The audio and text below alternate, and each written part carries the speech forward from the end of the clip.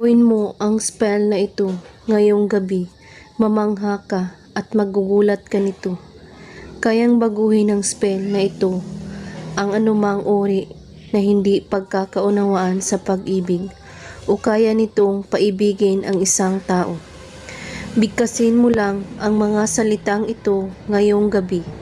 Habang binibigkas nito ay pagkakaisipin ang taong gusto mo o ang taong may galit o tampo sa iyo. Banggitin ito, Zite, Zor, Lachimor. Ngayon, banggitin ang pangalan niya kasabay ang mga salitang ito ng 3 beses. At ngayon, anumang galit o tampo ang may tao kang gustong mapaibig ay mangyayari ito. Mag-antay lamang, gawin ito na may taus-pusong paniniwala, walang ibang iniisip at pagdududa. At kung may katanungan po kayo ay magko-comment lang po sa baba. Maraming salamat sa panunood. May God bless us all.